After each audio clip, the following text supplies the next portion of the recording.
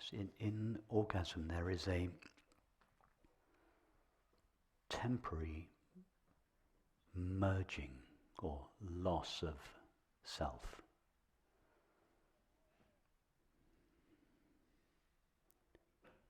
And in fact, what we deeply desire is not the relatively brief, pleasurable sensation of orgasm. It is the loss of self. That is what is truly blissful.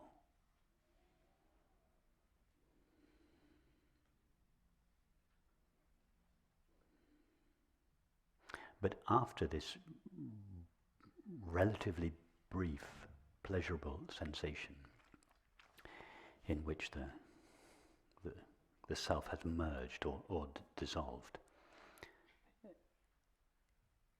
it reformulates itself again very quickly. So although the orgasm gives us a taste of the bliss of our true nature, it is very short-lived. Once the sensation has worn off, the underlying sense of separation simply reappears again, and then we think, okay, I must go for another orgasm or another relationship.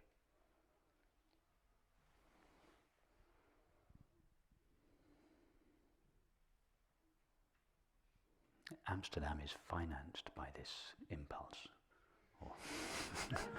Not entirely, but it is precisely this impulse that keeps the sex industry, in fact the porn industry in general, going, because what everyone is seeking is not a relatively brief physical pleasant sensation. It is the loss of themselves. It is their separate self that they carry around with them all day that is giving them so much suffering. And because they have not yet come across the direct path, they are looking for objective means to be relieved of the sense of separation.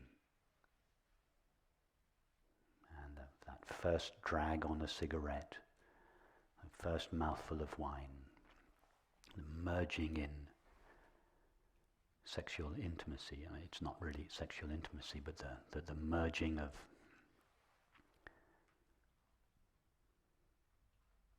and the subsequent pleasurable sensation of orgasm. All these are ways of relaxing the mind. And as the mind relaxes, it is sinking into its source of awareness. So all these are physically induced means of sinking the mind into the heart. And indeed the mind does briefly sink into the heart, hence the attraction towards these kind of experiences.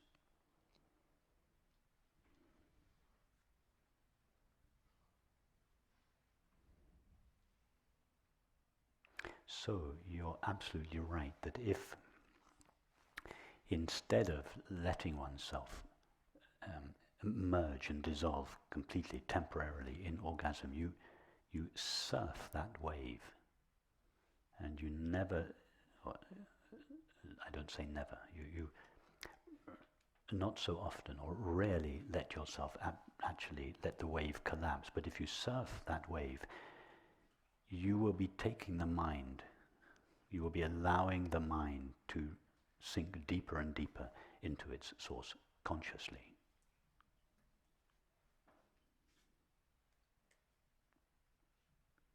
And as you rightly described, there is this deepening of a sense of love.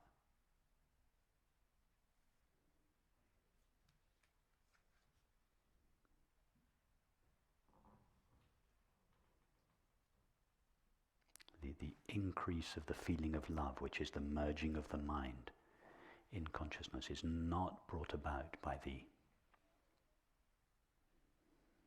intensity of the physical sensation, by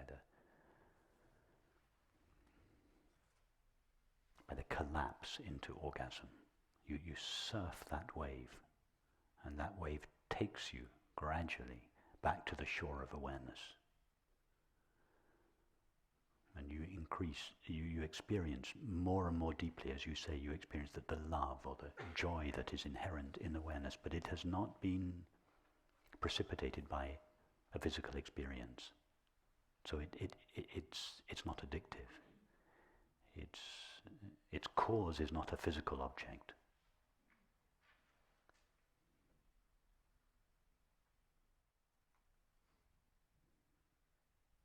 So yes, orgasm retention, especially for men, it is one of the very fundamental aspects of the tantric approach through sexual intimacy.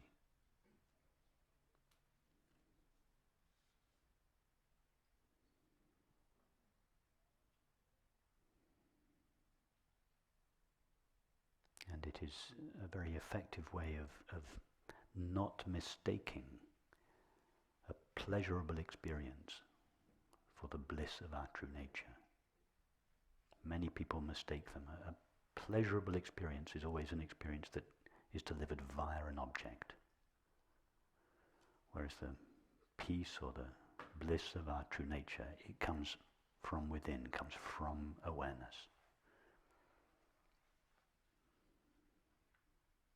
And sexual intimacy can either go towards the pleasurable sensation, which is temporary, and when it goes, the peace or the bliss goes, or it can be surfed backwards to its source in awareness, and that's when this increase of love that you describe is experienced, this increase in joy.